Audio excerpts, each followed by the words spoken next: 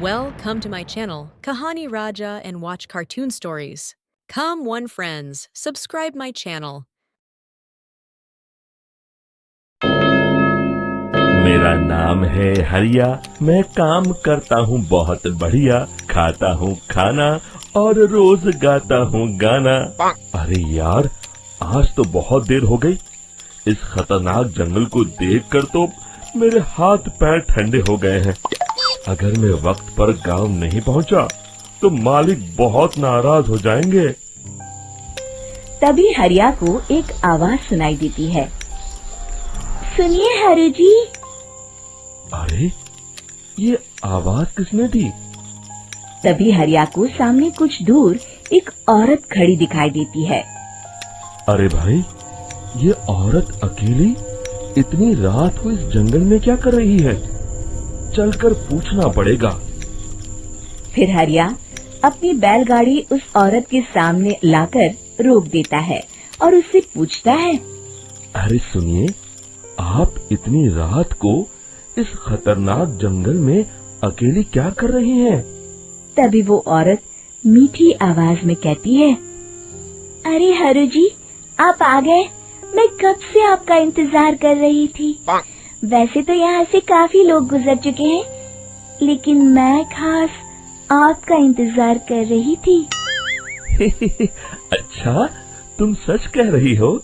मुझे तो यकीन नहीं हो रहा है। वो क्या है ना, आज तक किसी ने मुझसे इतने प्यार से बात नहीं की। हाँ हरु जी, मैं सच कह रही हूँ। अब देर मत करिए और जल्दी से मुझे मेरे घर तक छोड़ दीजिए। हाँ, कौन सी बड़ी बात है, अभी छोड़ देता हूँ। आप मेरे पीछे बैलगाड़ी में बैठ जाइए और मुझे रास्ता बताते चलिए। फिर वो औरत हरिया की बैलगाड़ी में बैठ जाती है और हरिया बैलगाड़ी हाँकता हुआ आगे चल पड़ता है। फिर उस औरत के बताए हुए रास्ते पर चलते चलते हरिया बैलगाड़ी लेकर एक काली गुफा के आगे आकर रुक जाता है। हरिया उस औरत से पूछता है, हाँ देवी जी, आपका घर कहाँ है? यहाँ तो एक गुफा के अलावा और कुछ नहीं है।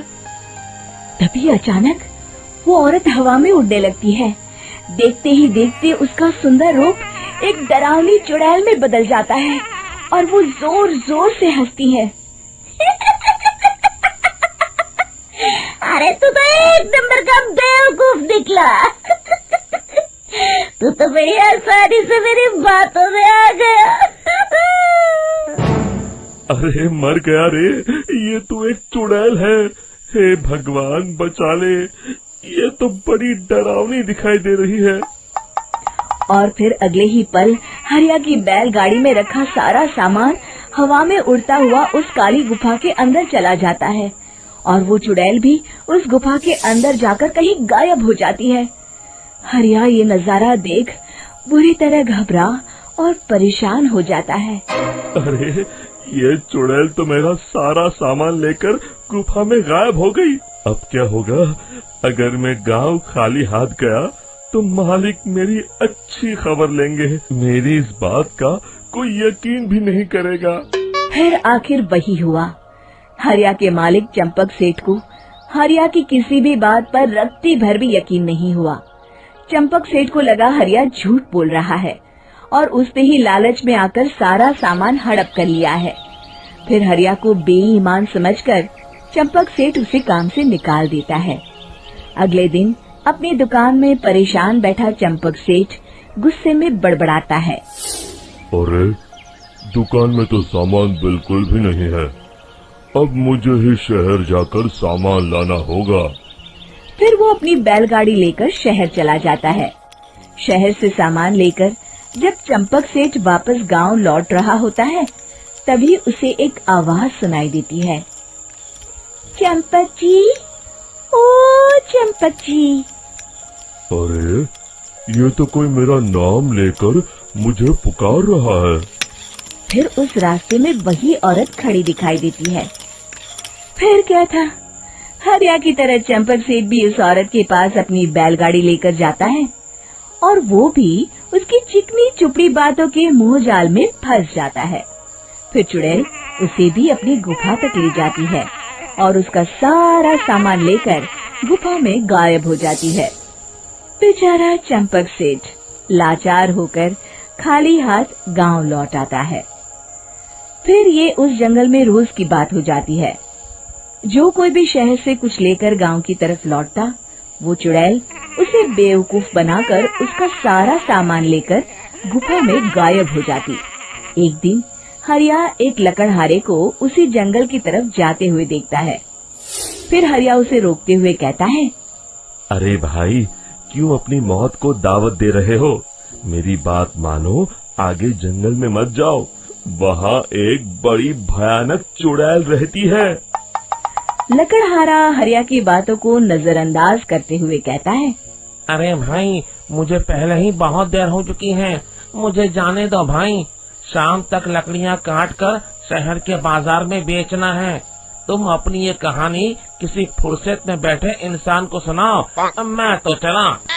इतना कहकर लकड़हारा वहाँ से आगे जंगल की तरफ चला जाता है। फिर अगले दिन गांव के मुखिया के घर के बाहर बहुत सारे लोग जमा हो जाते हैं। तभी हाथ में कुल्हाड़ी लिए खड़ा लकड़हारा कहता है, अरे मुखिया जी, अब आप ही हमें बचाइए उस जंगल वाली चुड़ैल से। हमारा सारा काम तो शहर से ही होता है। अरे मुखिया जी, उस चुड़ैल की वजह से तो मैं पूरी तरह बर्बाद हो गया हूँ। हम सबको मिलकर उस चुड़ैल का कोई इलाज करना पड़ेगा। तभी भीड़ में खड़ा वीरा कहता है, आप लोग चिंता मत करिए, कल से वो चुड़ैल किसी को नहीं लूट पाएगी। मेरे पास एक बहुत अच्छी तरकीब है। तभी चंपक सेठ उसका मजाक उड़ाते हुए कहता है, अरे तेरा नाम वीरा है तो क्या हुआ? तूने अभी उस चुड़ैल को देखा नहीं है? जाकर अपना काम कर, बड़ा आया। तब मुखिया जी कहते हैं, नहीं नहीं चंपक सेठ, मुझे लगता है हमें इस लड़के को एक मौका देना चाहिए। फिर सभी गांव वाले मुखिया जी की बातों से सहमत हो जाते हैं और वीरा शाम को एक बैलगाड़ी में कुछ सामान लादकर उस जंगल की ओर चल देता है। वीरा, ओ वीरा, कहाँ जा रहा है? तभी वीरा मुड़ के देखता है, वही चुड़ैल एक औरत के रूप में खड़ी है। अरे बहन जी, मैं आपको ही ढूंढ रहा था। देखिए, मैं आपके लिए क्या लाया हूँ। अरे वाह, तो खुद मेरे लिए इतना सामान लाया है। तू ही अकेला गांव में समझदार है। जरा देखो, मैं भी खोल के, बड़े भूख लगी है। जैसे ही चुड़ैल उस सामान पर से कपड़ा हटाती है, एक भगवान शिव की तेज रोशनी उसके अंदर मूर्ति से निकलती है और चुड़ैल अपने असली रूप में आकर जलने लगती है। अरे मैं जल रही हूँ, बचाओ! बचाओ! ओम नमः शिवाय!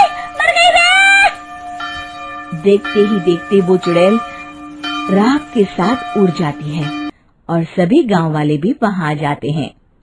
शिक्षा बुराई पे सदा अच्छाई की ही जीत होती है।